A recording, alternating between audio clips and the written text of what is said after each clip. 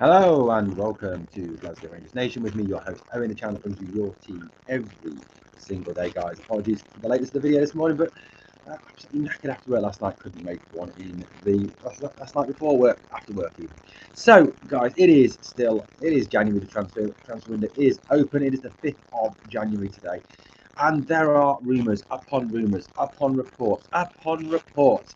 Every man, his dog, his chicken, his hamster, his rabbit, and his best friend guinea pig have been linked with the club. On top of that, the SFA have given a response to Rangers' statement that was made as regards the handball incident, which refuses to die, refuses to go away. It does look like the SFA are making a desperate attempt to cover everything up, and we'll start there in a moment. We've also got news about Scott McKenna, Kevin Van Veen, Lawrence Shankland, and Sam Lammers possibly going to join a former manager.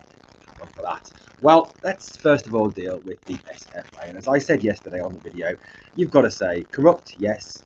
Not fit for purpose, yes. Just absolutely plain anachronistic in this modern era when they need to sort themselves out. I'm not being funny, but someone needs to get rid of the SFA, the SPFL, and start all over again. We need a new league structure. We need a new TV deal. We need a new set of referees. We need everything, guys, because in Scotland it is a disaster. Neil Doncaster has got to be one of the worst runners, worst CEOs, worst directors of any company in the world. This is what the SFA have had to say as regards this handball incident, which refuses to go away. And it does look like they are gathering the wagons round and covering their tracks. So it says the Scottish FA is disappointed by the content of the recent statement issued by Rangers in relation to a match incident during the club's recent Premiership fixture against Celtic. Well, surprise, surprise, the SFA are disappointed with Rangers. Well, that's nothing new there, is it? Let's face it, they've had it in for us since before 2012. They've always had it in for us, and they need to sort themselves out. And when they're run by that lot from across the city, are you surprised? Chief Executive James Bisgrove and Director of Football Operations Craig Robertson attended a private briefing with the Head of Referee Operations Crawford Allen to review the incident in question, including the use of matchday audio. We understood from the Chief Executive that the meeting had been constructive and informative and conducted amicably. This does not appear to be reflected in the club's statement. Well, diddums. When you mess up that badly, what do you expect Rangers to do? Roll over and have their tummy tickled by the SFA and say, never mind that you cocked up so badly, never mind that your referee's incompetent, never mind that you're defending the indefensible. You know what annoys me, guys, is the fact that in our jobs, we are held to account. And if we were that incompetent and that grossly ineffectual, we would be held up in front of our bosses and probably disciplined for it. Yet the SFA seem to allow incompetence, they seem to allow people to lie, people to show examples of, in effect, what Willie Collum has done is absolute gross misconduct, but he's clearly been allowed to get away with it. Furthermore, the offside would not have been mentioned at the time as it was not part of the VAR decision making on the handball. It was highlighted within Clydesdale House that had the VAR considered the incident to be handball offence and asked the referee to carry out an on-field review, the attacking phase of play would have been checked and an offside would have been identified. The supplementary information was relayed to the broadcasters in-game, and we are reviewing the process of information dissemination to avoid any perceived ambiguity in the future. This is what we call an example of gathering the wagons round and covering up for the incompetent, covering up for the useless, covering up for Willie Collum again. So it looks like Willie Collum is going to get away with this absolutely scot-free. I get the impression that Willie Collum can get away with murder, if I'm being wholly honest. A man so dishonest that he cannot even lie straight in bed.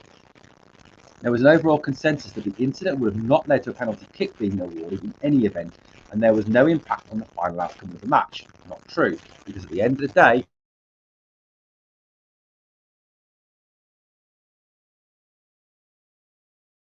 let's take it from here. So let's have a look, shall we? It is a situation. So this is the situation continuing. Right, okay. It goes on to say, Scotland's VAR protocol is in many ways modelled on the PGML system, and we are in regular contact with our colleagues in England on our knowledge and sharing improvements. VAR has been operational in Scotland for just over a year, whilst it has been operational in England for more than 4. So it looks like the excuse is that we are still learning how to use VAR, but that is just a crap excuse because... And the fact that they're in contact with PGML is obviously yes, they may be, but they're obviously not sharing any of the good practice that's used in England. Since the summer, we have ensured that key match incidents are reviewed and shared with all clubs after every round of 11 Premiership fixtures, including the use of audio. We will continue to do this along with KMI being shared with the independent review panel for their consideration.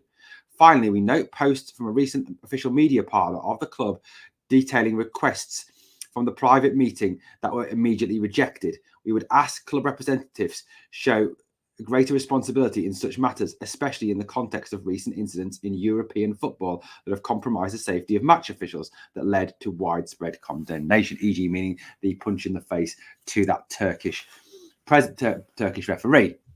Obviously condemning Heart and Hand, I think they're probably getting out there with that statement. Now, that statement is an absolute whitewash. It is an absolute disgrace of a statement.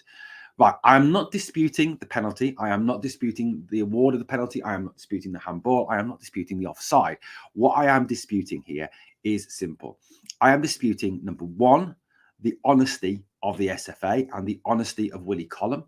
I am disputing, number two, why half an hour later they are looking for offside when they said in their statement themselves it was not picked up in the original VAR check, but had it gone to a monitor check, it would have been picked up. But why then did they go back to look for that if the incident was over? There is no need to go back and check for something if you've declared an incident over.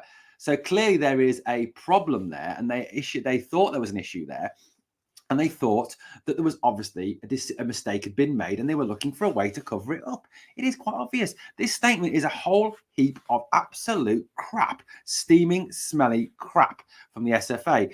And what worries me, guys, is the fact that this will lead to this incident happening again and again and again, and not just for Rangers, but for other clubs in the SPFL, whether that's Hibernian, Hearts, Kilmarnock, that lot from across the city, whoever.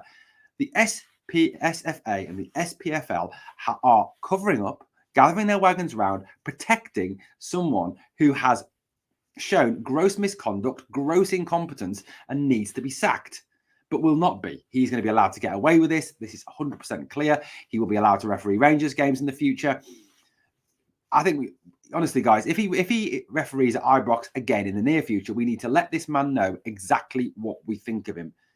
Okay, boo him, call him out, anything. Well, obviously no violence against him. Obviously, protection of the individual, respect for the individual is paramount, guys. So please do not do anything stupid or illegal.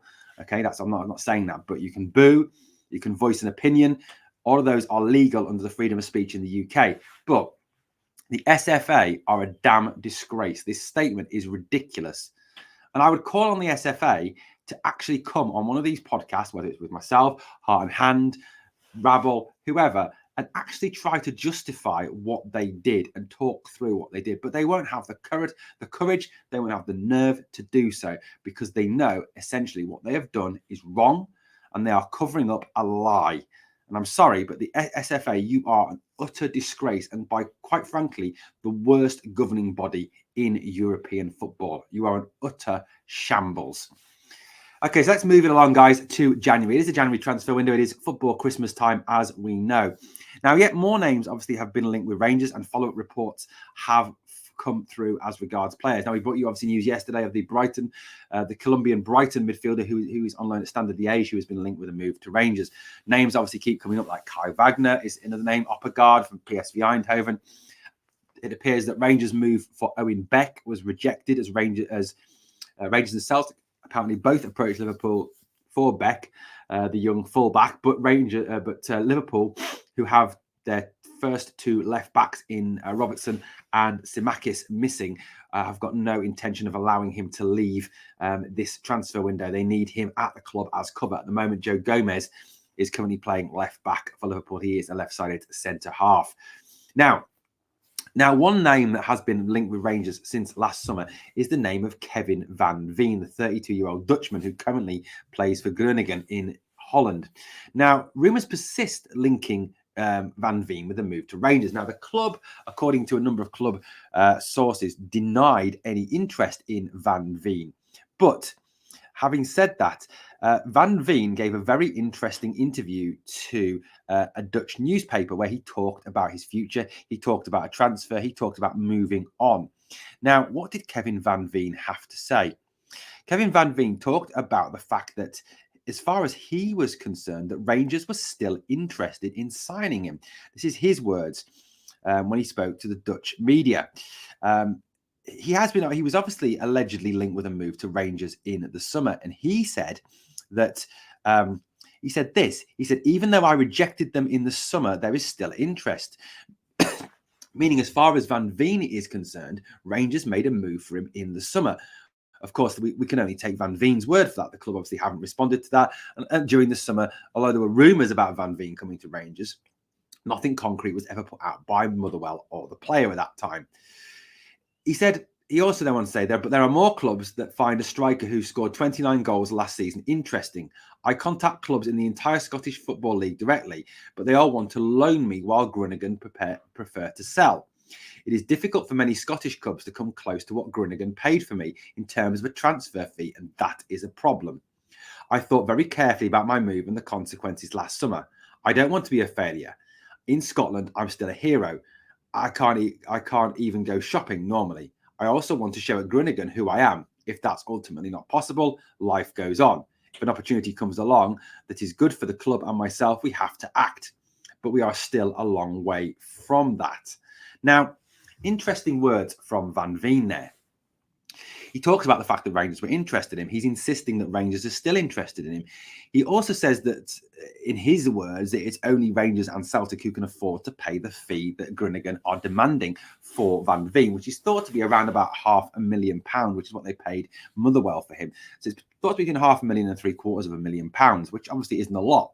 The concern you have, obviously, is Van Veen is 32, and how much longer does he have in the game? Yes, I know that seems ridiculous to suggest, because 32 is still quite young in real terms. Well, I hope it is. I'm 45. What would that make me?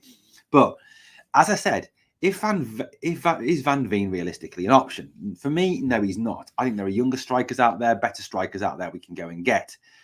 It seems interesting, though, that Van Veen is still insisting that Rangers are interested in him. I'll be interested to get the club's take and find out what the club have got to say about these reports from Kevin Van Veen. Or is it the fact that he is just trying to drum up interest in himself to get a move away from Groningen, where he has not succeeded as a player? More reports regarding Lawrence Shankland and his future. The obviously top scorer in Scotland, scored 18 goals this season for Hearts, and is just a phenomenal striker, someone I would love to see at Glasgow Rangers. It appears that Stephen Naismith is very reluctant to part company with this striker, even though he is out. His contract is running down now. According to reports in a number of media sources this morning, Naismith, whose next nearest goal scorer after Shankland is Vargas, who's only got 3, is desperate to keep hold of him in Hearts' chase for Europe. Now, Hearts are currently in pole position to finish third in the SPFL, with only Kilmarnock in near pursuit. If Hearts can maintain the form they've shown through to this point in the season, they will obviously finish third, meaning they get European football and the benefits of the millions of pounds to come with it. It is quite clear that to get Shankland away from Hearts would take an exceptional offer. I would urge the club, though, to look at this. This guy is a guy who scores goals. He scores goals in Scotland, and this is exactly what we need. We are a club that are good at creating chances, but are just not clinical enough in the final third. And if you look back at that game against that lot from across the city, what cost us was our ability to take chances. The fact that Cyril Dessers is not up to the task, the fact that at the moment Danilo is out till April, Zach Lovelace, who is untried, is back mid-January. We do need to get hold of a striker as soon as possible. Now, I know Fabio Silva has arrived on loan, but this move for Shankland, I think, would be a beneficial one. However, it does look like it will be more likely this summer if Rangers did want to sign Shankland, as Hearts look very reluctant to part company with the Scottish international. Now, the name Scott McKenna. Now, Scott McKenna's future is very much up in the air. Now, thoughts are that Rangers do want to sign a centre-back. Now, there was lots of names linked with Rangers in the summer. If you remember, Jonathan Panzo, Aaron Trusty, Charlie Cresswell, etc., etc. Interestingly enough, Cresswell is actually probably going to be available for transfer during this transfer window. So, let's think about this. Scott McKenna, who was was put out of first team training by Steve Cooper when Steve Cooper was the Forest manager. Forest have obviously since then sacked Steve Cooper and replaced him with Nuno Espirito Santo. Forest have seen an upturn in their recent results. Scott McKenna has still not obviously been part of that first team picture and is still currently training with reserves. So it looks like McKenna is available for transfer. Now, according to reports in the media this morning, Scott McKenna has been linked with a move to either Celtic or Rangers, given the fact that it is only Celtic or Rangers who could actually afford his transfer fee from Forest. At the moment, it does look like Celtic are in pole position to secure McKenna. McKenna is a Scottish international. He's 27 years old. Someone who's played English Premier League football. Now, if again, this could be another possible deal that has been looked at by the club. But again, is he someone who would fit in with this player trading model? How serious are Rangers about implementing the player trading model? And does it look like I said, like a number of sources are reporting that Celtic lead the chase? McKenna is a decent defender, not a top class defender, and certainly someone I would urge the club perhaps not to look at. I think there are possibly better names. I think also centre-back, whilst it is an issue and something we do need to address, for me is a summer problem, not a now problem. A now problem for me is more central midfield, wing and centre-forward, and possibly left-back, depending on what happens with Borna and Ridvan. Ridvan obviously coming into form does kind of push that left-back problem back a little bit. Ridvan has been excellent in recent games. So McKenna, not for me. He does go end up at Celtic. Well, there we go. He can suffer the consequences of going to a club on the down. Now, there's been lots of rumours as regards Sam Lammers leaving the club on a loan to buy.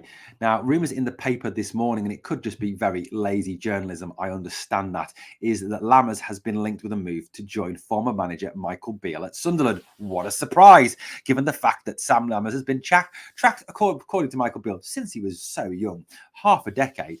Well, you know what, Michael Beale, if you want him, come get him. Have him for free. And Sunderland can suffer even more of your crap tactics and your crap players with Sam Lammers. Do you know what? The sooner we get rid of him, the better. The guy is not even fit to play for Stafford Rangers, let alone Glasgow Rangers. But it does seem interesting, isn't it, that Michael Beale seems to be back in for him. Maybe we can throw him in Cyril Dessers on a buy one, get one free. It would probably be a loan to buy, as Sunderland are very reluctant to play fees for players over the age of 24. As they operate a trading model, but a trading model based on only buying young players. Their sporting director would be very, very, very at home at Celtic. Anyway, guys, let me know what you think of these stories about these transfer rumours. It will continue apace until the end of January. Who we get? I don't know, guys. It is all up in the air. Like I keep saying, we do need a striker, we need a winger, and we need a central midfielder for definite for me. Those are the three key positions, if none others, we need to address in this January transfer window. Well, thanks for watching, guys. Thank you for watching the video. Again, if you've enjoyed the content, please hit that sub, ring that notification bell. And as always, on the way out, I ask two things of you. One, smash the sub. And number two, actually, no, it's three, isn't it then? Number one, smash the like even. It's been a long night. And number two, can you also remember, we are the people.